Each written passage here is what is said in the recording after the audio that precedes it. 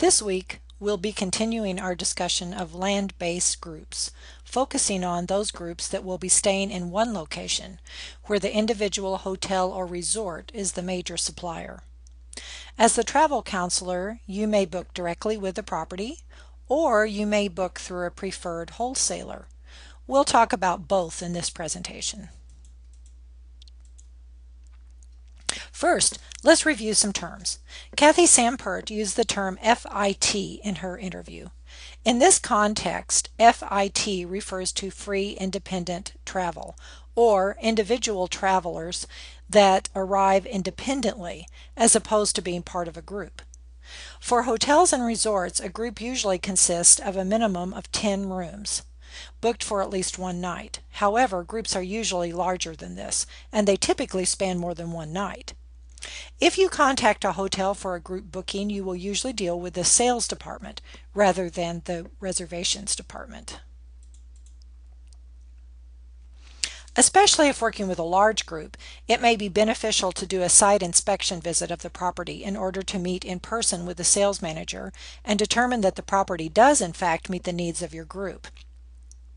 Often, hotels will offer a discounted rate to the travel consultant for a site inspection visit, or even offer a complimentary room, especially if the group is large and has a high value. When booking a group directly with a hotel, a group contract will be drawn up, negotiated, and signed. It's very important to be familiar with this contract. When booking group space with a hotel, you will arrange for a room block, a certain number and type of rooms set aside for a particular period of time for the group. The hotel figures on a certain amount of revenue to come from your group, and if your group falls short, either in number of rooms and/or food and beverage commitment, the attrition clause in the group contract will come into play. You may be allowed to fall short a certain percentage, such as 10%, but if you dip lower than that, then your group will be required to pay a penalty for falling short of its revenue commitment. It's very important to understand the attrition clause and the group commitment.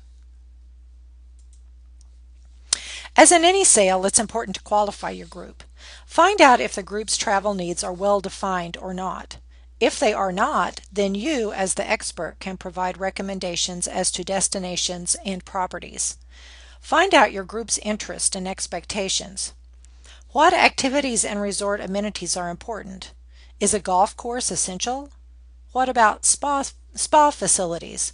What kind of experience do they want? Make sure you understand the demographics and number of people in the group. Are children going to be coming along?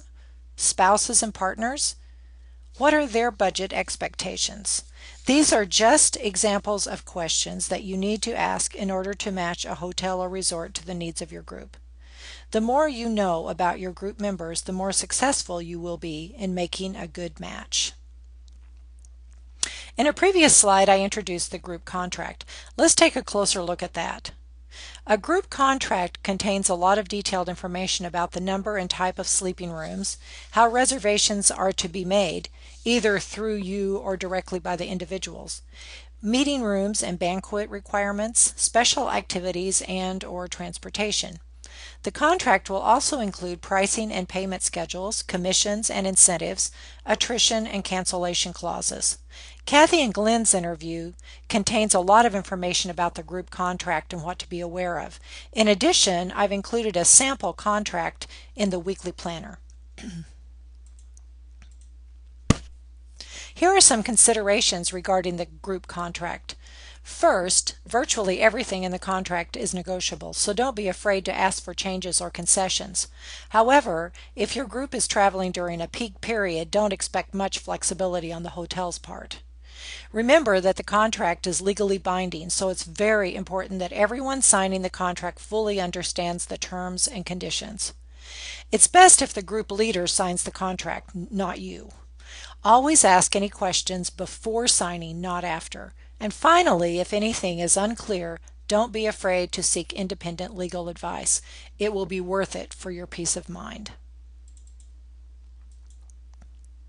Now that we've covered the basics of booking directly with the hotel or resort, you may consider booking your group using a wholesaler rather than directly with the hotel property. What are the benefits of using a preferred wholesaler to book your group? First, the wholesaler has relationships with multiple brands and individual resort properties. Better yet, the wholesaler will negotiate and sign the contract. You will send payments to the wholesaler rather than directly to the property, and the wholesaler will pay your commission, which, by the way, may be higher than if you go directly to the hotel. In addition, a wholesaler will probably be able to book other travel components such as air transfers and additional activities if needed. In closing, here are some tips from our group experts. If you are booking directly with a hotel or resort, try to develop a rapport with the sales team. Your sales team can answer your questions, provide helpful information and suggestions, and make sure your group is well taken care of. As with everything in travel, it's all about details.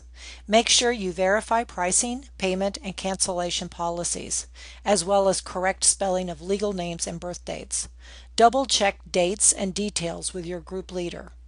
If possible, have a colleague who is familiar with groups review the details. It's always good to have a second set of eyes. Double and triple check everything, and always offer travel insurance. You can offer individual travel insurance or check special group insurance rates with your preferred travel insurance company. And as always, if you need clarification about something, just ask.